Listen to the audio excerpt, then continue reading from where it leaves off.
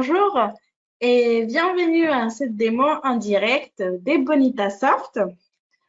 Je m'appelle Talia, je suis community évangéliste chez Bonitasoft et allons voir ensemble découvrir cette nouvelle version des Bonita 2022.2.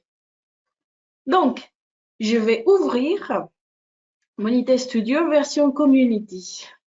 Je viens tout juste de l'installer et vous pouvez voir donc que le démarrage va plus vite. D'après nos calculs, c'est environ 50% plus vite. Donc, quand vous lancez Bonita Studio, vous aurez le release note qui s'ouvre par défaut. Donc, je vous laisse regarder ça tranquillement. Pour l'instant, je vais fermer cette fenêtre pour vous montrer donc cette nouvelle page de bienvenue. Voilà, c'est plus légère. Ça a été conçu vraiment pour que ça soit plus direct. Et donc, nous pouvons créer un nouveau projet, cloner un projet depuis Git ou même importer un fichier boss. Donc, pour cette démo, je vais créer un nouveau projet. Voilà. Je vais l'appeler My October Demo, donc ma démo d'octobre, parce qu'on est en octobre, voilà. Et je vais laisser la version 001 par défaut, ça me convient. Et le group ID, c'est là où vous mettez votre entreprise. Donc, je vais mettre My Company. Donc, ici, je vais laisser par défaut cette 15.0 qui, du coup, est l'équivalent des 2022.2. Ensuite, je vais passer aux extensions. En fait, ça, c'est plutôt assez pratique. Si vous connaissez déjà que vous allez être connecté à notre système externe, c'est l'étape où vous pouvez ajouter, donc, choisir cette dépendance, la façon de laquelle vous allez vous connecter via une extension. Et à la création, donc, cette dépendance est rajoutée.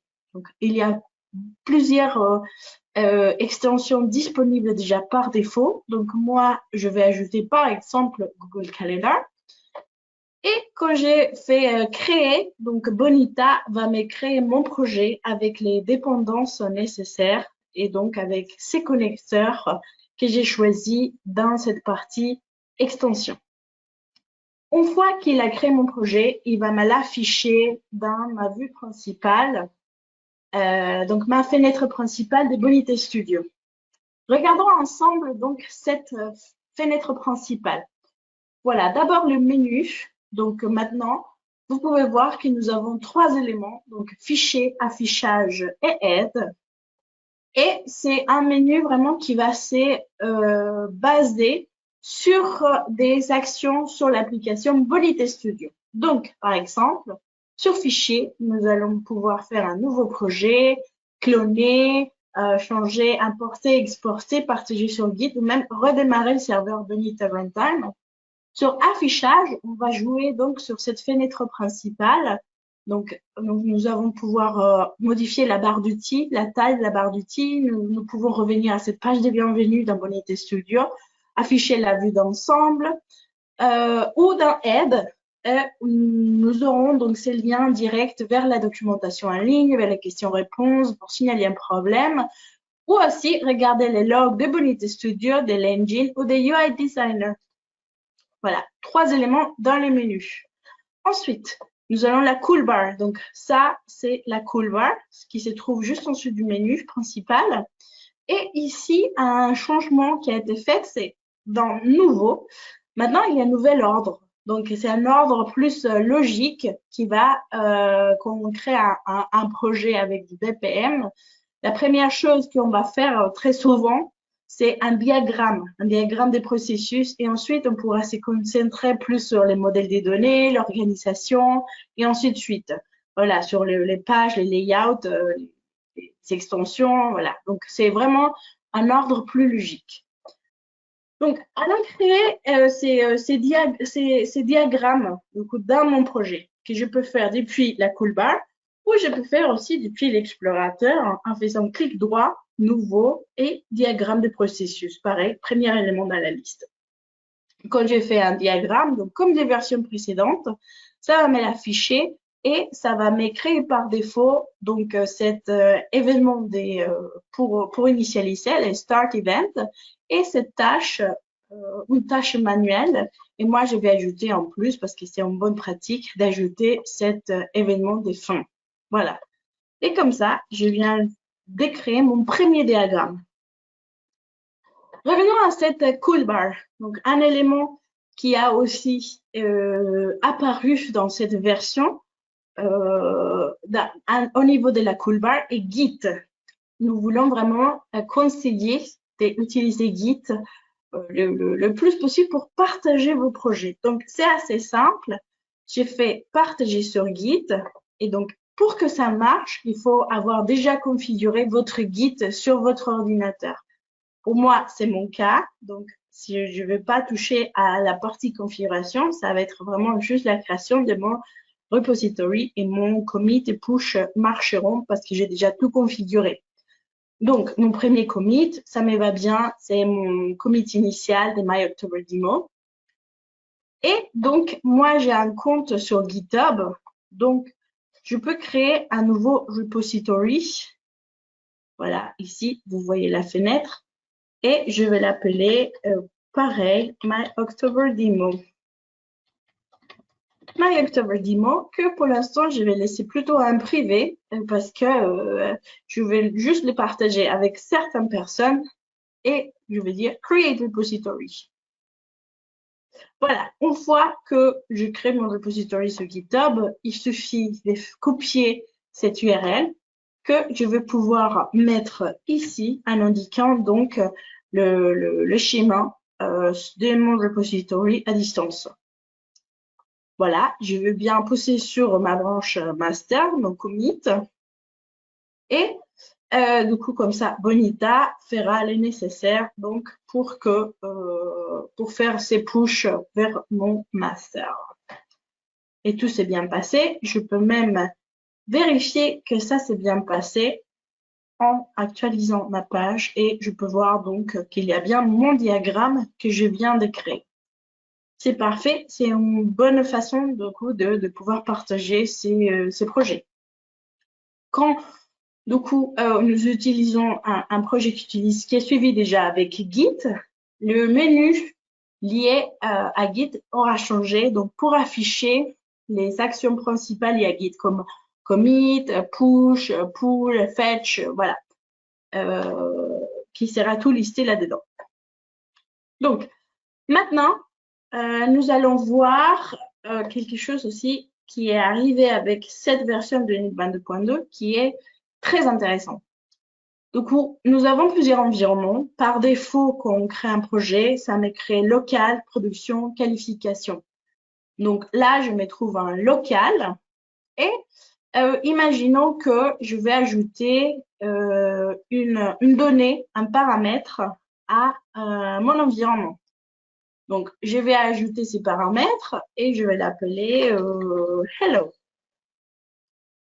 Et du coup, comme ça, je peux voir que quand je vais configurer, je vois bien que dans mon environnement local, je vois bien ces paramètres hello. Pour rappel, donc, quand on crée un paramètre, il apparaîtra dans tous nos environnements. Ça va l'ajouter vraiment dans tous nos environnements.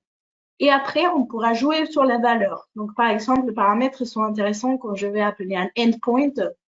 Mon endpoint en production ne sera pas forcément les mêmes quand je suis en pré-prod ou en local ou en dev. Donc, ça nous permet de configurer notre environnement. Donc, je vais revenir à local et ma valeur de hello va être world. Ça, hop, nous avons fait un petit hello world et je dis terminé. Donc là, pour rappel, j'ai configuré mon local.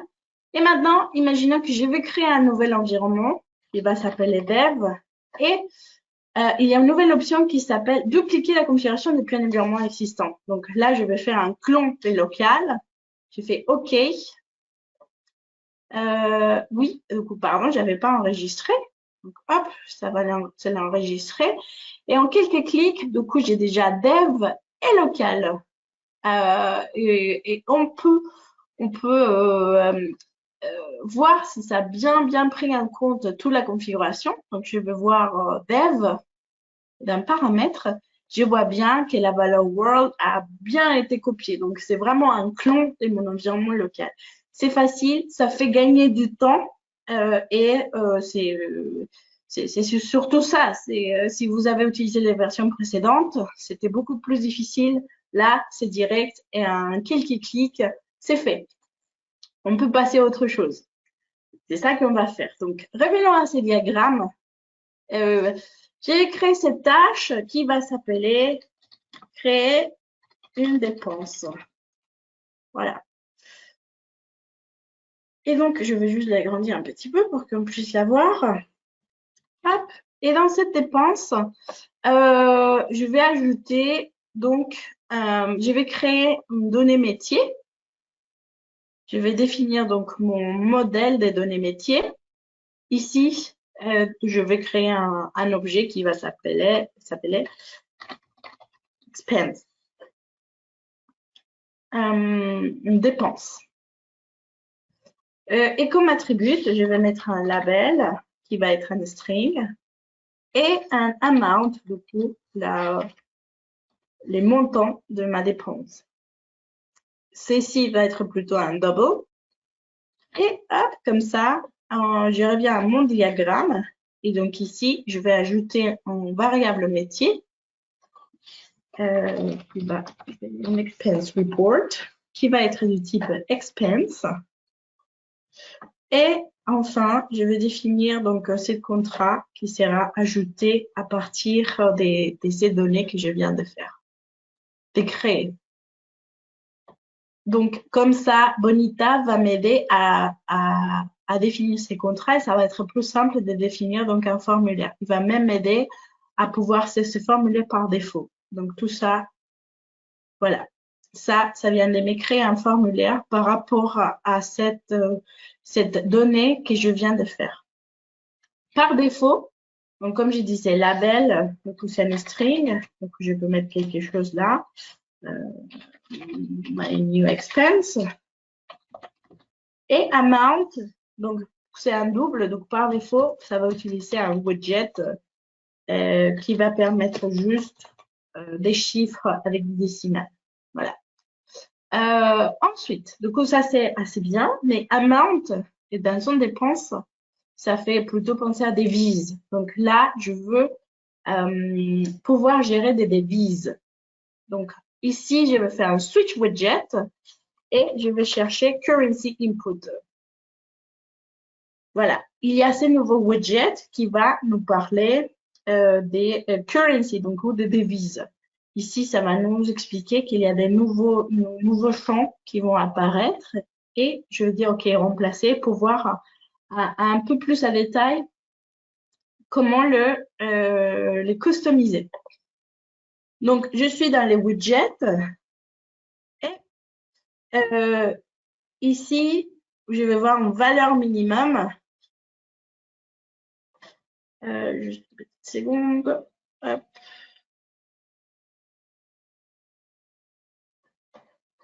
Voilà, une valeur minimum. Donc, je vais dire, je ne veux pas des valeurs négatives par défaut. Et maximum, je vais dire, c'est plutôt 1000. Voilà. Symbole, ça va être donc plutôt euro. Et je veux bien que ça me l'affiche à droite ou à gauche. Voilà. Donc, moi, ça me va bien à droite. Et je vais enregistrer et on va voir déjà ce que ça donne. Donc, my new expense, ma nouvelle dépense et amount, je vais plutôt mettre, ah ben voilà, du coup, comme ça me formate déjà par rapport à la devise que j'ai choisie. Et comme j'ai mis une valeur maximale, du coup, ça va aussi permettre de valider la valeur entre les deux valeurs. C'est plutôt pratique. Il n'y a plus rien à faire de façon manuelle. C'est plutôt ces widgets qui va tout faire pour nous. Ça va encore nous faire gagner du temps. Et ça, c'est du coup dans la version community. Voilà, nous avons fait les tours sur les fonctionnalités de la version community. Maintenant, on va passer à la version enterprise. Donc, je vais fermer la version community. Oui, je n'avais pas enregistré. Hop, Je ferme ça aussi. Et du coup, je vais ouvrir la version Enterprise. Pareil, je viens de l'installer. Et comme la version Community, ça va nous amener vers le Release Note. Pour l'instant, je vais le fermer. Et nous arrivons également sur la page de bienvenue qui est la même que sur Community. Pour cet exemple, je vais utiliser donc un projet qui existe déjà et qui est très facile à exporter grâce à cette page de bienvenue. Il suffit que je dise importer l'exemple procurement. Voilà. Et donc, je vais laisser tout tel quel. Ça va me dire du coup, tout ce qui va contenir cette archive boss. Et également, je vais jeter un œil aux extensions. Du coup, il y a tout ça, je vais dire importer. Voilà, il y a des connecteurs, des actor filters. Et c'est vraiment, et comme quand on crée un projet, ça va du coup importer pardon, toutes les dépendances qui vont bien avec pour que mon exemple marche. Donc, il finit d'importer les nécessaires, valider le diagramme. Et du coup, il me donne les résultats de cette importation. Je veux tout de suite les déployer. Comme ça, on va voir ce que ça donne sur mon navigateur comme utilisateur de ces applications. Voilà. Il va démarrer donc les serveurs Bonita. Parce que du coup, oui, maintenant, le serveur Bonita démarre par défaut. C'est comme ça qu'on arrive à avoir donc un démarrage beaucoup plus rapide. Donc, je vais ouvrir mon application Procurement. Et ici, en fait, le but, c'est de créer une requête à un supplier. Donc, d'abord, je vais créer un supplier. Par exemple, ça va être un shoes supplier. Et lui, il vend des chaussures. Voilà. Donc, je vais faire une requête des red shoes. Et je vais dire de taille 40 et sans talons. Et je vais faire cette requête à cette supplier des chaussures. Je vais envoyer cette requête. Voilà, si je veux, maintenant je vais aller dans mon application des administrateurs Bonita. Je vais ouvrir aussi dans une autre table, comme ça c'est fait, mon application des users. Fermé. Voilà, d'abord, du coup, mon application Bonita. Une page, donc, pour le monitorer pour tous mes cas en cours. Pour un cas, c'est une instance de mon processus. Je vais les résumer ici. Donc, j'ai 3 processus. Et celui qui m'intéresse aujourd'hui, que je viens de créer l'instance, c'est les procurement requests. Vous pouvez voir, du coup, qu'il y a un nouveau bouton pour voir les diagrammes. Donc, quand je clique, en fait, j'aurai un aperçu déjà des mon diagrammes avec donc les mêmes rendus, un rendu très similaire par rapport à celui que j'ai sur Bonita Studio.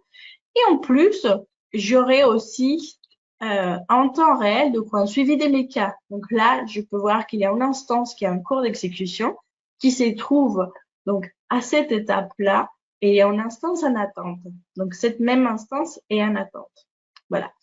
Si je vais maintenant à mon user application, moi en tant que Walter Bates, je suis le supplier. Donc, je reçu la demande des chaussures rouges, taille 40 sans talons. Et donc, je peux dire ici, OK, je te propose ces chaussures à 100 €, par exemple. On voit déjà en plus que ça utilise les widgets que je montrais précédemment. Donc, c'est parfait, ça donne les bons formats déjà. Et je peux mettre un commentaire, par exemple, I can deliver tomorrow. Je peux le livrer demain. Donc, ça fait avancer donc mon cas.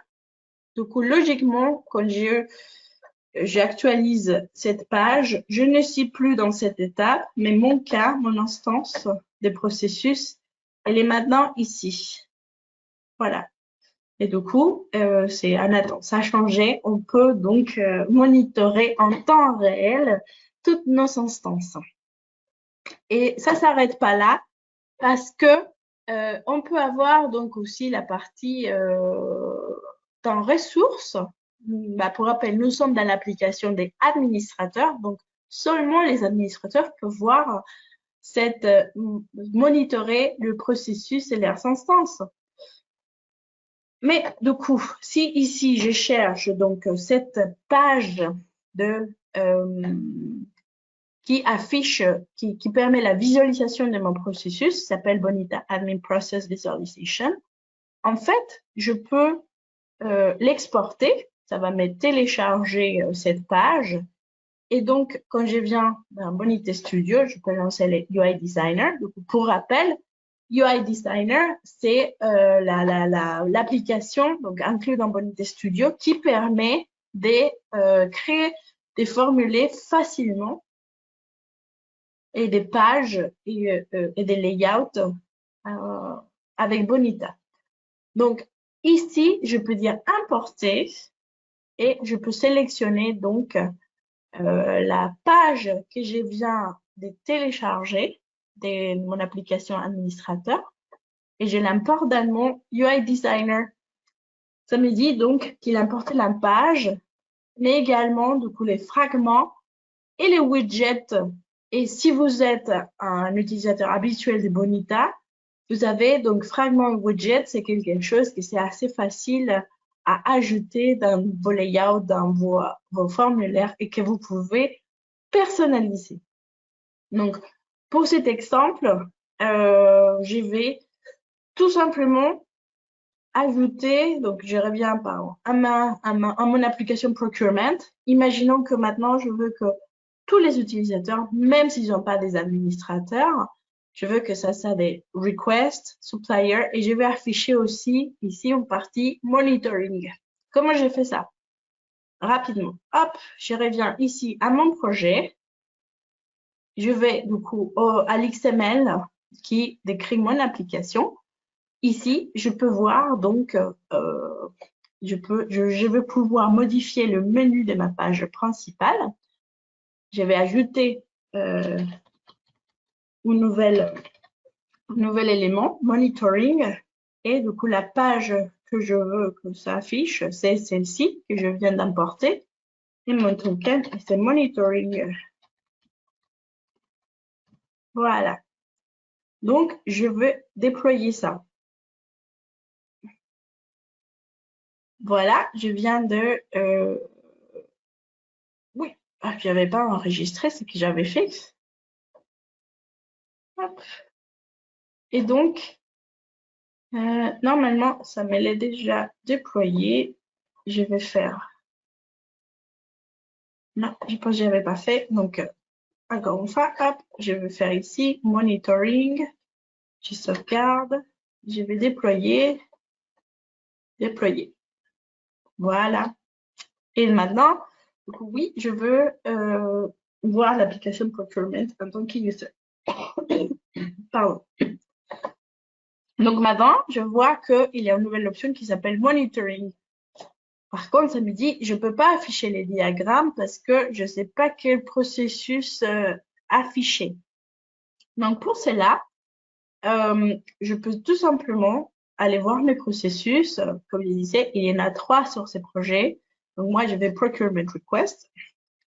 Je peux voir les informations et là, je peux du coup choper cette ID ici. Que ensuite, dans mon UI Designer, je peux venir donc modifier ma page. Hop. Et en fait, je peux voir du coup qu'il attend ce Process ID. Donc, par exemple, du coup, il est ici, cette variable, elle est spécifiée là. Donc, on peut voir que par défaut, parce qu'on vient juste de l'importer, cette donnée, cette Process ID venait dans les URL.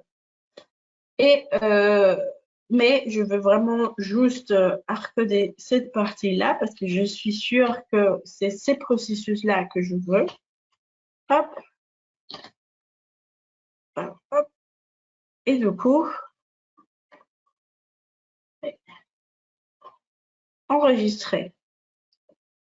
Donc, comme ça, je peux revenir, je veux redéployer, pardon, je vais redéployer donc ces changements que je viens de faire. Et maintenant, je vais aller dans ma partie monitoring et donc je peux voir cet aperçu de mon diagramme et de mes cas en temps réel. Donc, dans mon application Procurement, donc dans cette nouvelle section que je viens de faire en monitoring. Voilà, c'est juste un exemple de ce que vous pouvez faire avec du coup, cette page, ces widgets et ces fragments. Et vous pouvez aller plus loin en les customisant avec vos couleurs. Vous pouvez changer ces boutons, par exemple. Voilà. Donc voilà, nous avons fini le tour des Bonita 2022.2. Et maintenant, je vais voir donc vos questions, donc n'hésitez pas.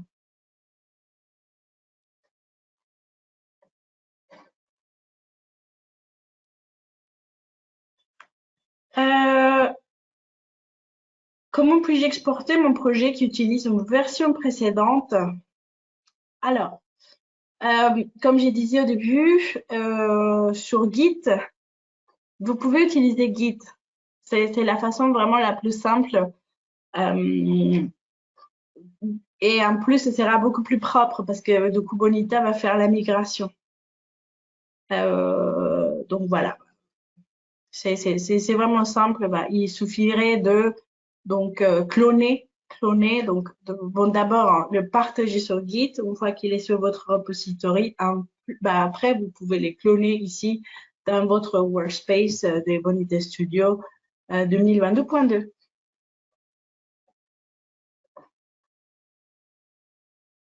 Ok. Est-il possible d'avoir plusieurs formats de devises pour les mêmes widgets? Je ne sais pas si je comprends bien cette question. En fait, du coup, quand on est, je vais vous montrer là. Quand on est dans le currency input, donc, par exemple, hop, je l'ajoute là. Je peux donc, il y a plusieurs choses qu'on peut configurer. Donc, par exemple, la valeur en minimum, maximum, je peux dire 0 et jusqu'à 1000, nanana. Et je peux aussi utiliser un symbole différent. Donc, c'est avec ça que nous pouvons donc utiliser euro, dollar, ce qu'on veut. On peut le mettre plutôt à droite, plutôt à gauche. Voilà. Donc, je peux enregistrer et du coup, je peux voir donc mon aperçu. Voilà. Voilà. Et du coup, donc là, ça m'affiche en rouge parce que j'ai mis en valeur maximum. Dupliquer les environnements de travail. Oui, merci beaucoup. Ça, c'est du coup quelque chose de très intéressant aussi. Donc, quand on est ici, dans la partie environnement, nous pouvons voir nos environnements, du coup, que ça crée par défaut. Donc, nous avons local, production et qualification. Ce qui est intéressant, c'est que maintenant, je peux... oui. Du coup, je peux dire configurer, je peux dire configurer et créer un nouvel environnement. Donc, par exemple, dire je vais créer un environnement dev et maintenant, il y a cette option dupliquer la configuration depuis un environnement existant. Donc, quand j'ai fait OK, juste en quelques clics, je vois que mon environnement dev est là. Il est vraiment un clone et avec toute la configuration qui va avec de mon local. Ça, c'est plutôt quelque chose de très sympa. C'est pour vous faire gagner du temps. Ce sera beaucoup plus simple et que les versions précédentes si vous avez eu à faire un duplicat des environnements. Et ça se trouve dans la version community.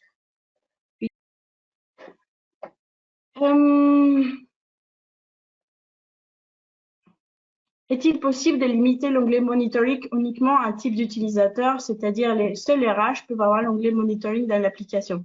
Oui, bien sûr. on peut faire ça. Bon, là, on n'aura pas forcément le temps de voir cette partie-là. Mais dans mon exemple, c'était vraiment pour dire, je veux pas que seulement les personnes qui ont accès à l'application des administrateurs puissent voir ces diagrammes. Donc, je l'ai ouvert, donc je suis allée à l'extrême. Je veux maintenant que tout le monde qui puisse avoir l'application Procurement puisse voir ces diagrammes. Mais du coup, aussi, on pourrait jouer sur qui peut voir cette partie ou qui peut pas voir cette partie. Qu'est-ce que je regarde aussi s'il y a d'autres. Oui, quelqu'un, du coup, oui, c'est pas forcément sur la version en concret, mais sur les sites community. Bien sûr, les sites community, community.bonitasoft.com. Et là, pour que la communauté puisse poser ses questions et répondre, c'est un site communautaire, donc c'est aussi essayons de les faire vivre ensemble. C'est-à-dire, si un jour vous avez une réponse à une des questions, il ne faut pas hésiter à les répondre. Nous aussi, nous faisons de notre mieux pour essayer de répondre à vos questions. Voilà. Et parfois, ouais, il y en a pas mal. Donc, je vous remercie énormément pour toutes les questions. Et nous allons continuer à travailler ensemble. Voilà, avec ce type de webinaire aussi, on va essayer de répondre à vos questions que vous aurez sur Bonita. Si jamais il y a quelque chose dont vous avez besoin, donc n'hésitez pas sur community.bonitasoft.com. N'hésitez pas aussi à essayer cette nouvelle version Bonita 2022.2 et à nous donner tout votre feedback. Et voilà. Bon, merci encore pour votre temps et à la prochaine.